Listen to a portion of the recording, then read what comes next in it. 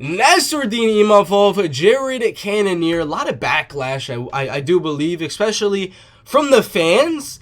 But when you have a lot of backlash on one of these early stoppage situations, not only from the fans, but you see that there's a big amount of actual UFC fighters and competitors out there saying, oh, that was bad.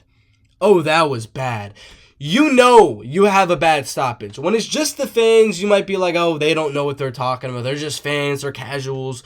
But when you have the actual UFC fighters and the actual commentators and the actual competitors in the UFC saying that was an early stoppage, well, it was probably an early stoppage. And if we do go out and check the UFC rankings, I don't really see how Imavov's going to go up in the rankings. I did say I'd like to see Imavov up in the rankings. I'd like to see him versus Adesanya, or I'd like to see him against Sean Strickland in a rematch. I don't think Sean's going to give him that shot. He already beat him. He's coming off a win. He deserves the title fight, and obviously Adesanya, there's no way he's probably going to get the next title fight.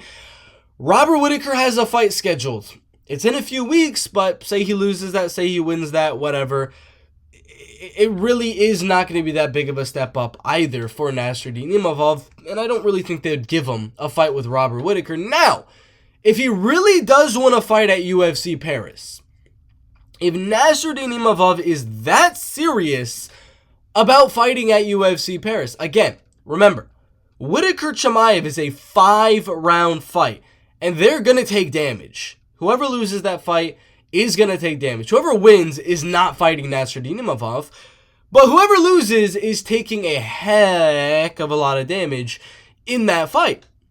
Either Chimaev's going to ground and pound the heck out of Whittaker, or Whittaker's going to bust up the face on the feet of Khamzat Chimaev. The loser of that fight is taking significant damage and are not going to be able to return at UFC Paris, co-main event, main card, whatever it's going to be. So, I feel bad for Imavov here. He's in the top 5 now. He's not going to get anyone ranked above him at UFC Paris. So then, you might be wondering, who should he fight then? Paulo? No, he's coming off a loss. He doesn't deserve that. Marvin? No, he's coming off a loss. He doesn't deserve that. Brendan Allen? Maybe. That was where I was originally looking at. I was like, could actually make some sense. Brendan Allen, Jared Cannonier, put it 5 rounds and put it on UFC Paris. I would really like that fight. I would really like a fight with Brendan Allen and Nassourdine Imavov. But then I'm watching the interview, like you said, with Nassourdine Imavov, or with Jared Cannonier talking about his loss to Nassourdine Imavov and saying he felt he got the fight stolen from him. And he would be willing to fight at UFC Paris against Nassourdine Imavov. He would be willing to go out to UFC Paris and take on Nassourdine Imavov. And I actually think the more and more that I'm thinking about it, I think that's the most logical and the step next in the middleweight division that actually makes the most sense. Jared Cannonier, Nassourdine Imavov next, a rematch at UFC Paris. This time, if there is an early stoppage, they'd probably be on Imavov's side a little bit more.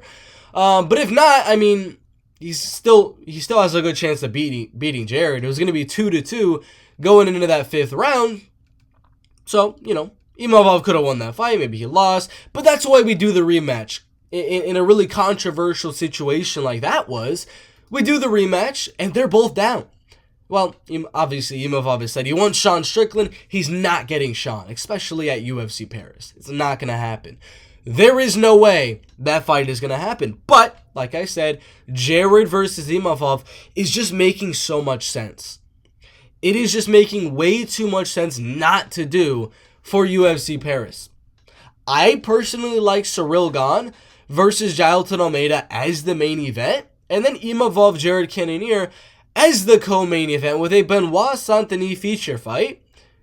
Maybe a Matt Frivola on the main card as well. I don't think Manon Fiorot is going to be on there. She already said she's not. But I like that 3-fight header. Ciryl versus Jailton, Imavov versus Cannonier as the co-main, because he's not going to get anyone else. Maybe Brendan Allen could be a good fight. But I don't see Brendan Allen being a good one. Or I see it being good, but I don't see it being better than a rematch with Jared. I feel like people would be more hyped to see it finally run back at his home country, home area against Jared Cannonier. I like it. I do think the rematch will be similar to the first fight, with it being back and forth, really, really close, 2-2, going into the 5th round again. I think it's going to be another fight. It's going to be 48-47 going either way. I can see it going Imavov. I can see it going Cannonier. Some people will be like, oh, it's in freaking France. They're just going to give it to Imavov. I don't think so. I think it's going to go either way. Split decision, close fight. Should be good, though. Either way, it's a fun fight. It's a really, really good striking match. A little bit of grappling was mixed in from Jared, but for the most part, good striking match. But we'll see what happens. I think that, as of right now, I think that should be made next. Imavov, Jared Cannonier. Let's do it.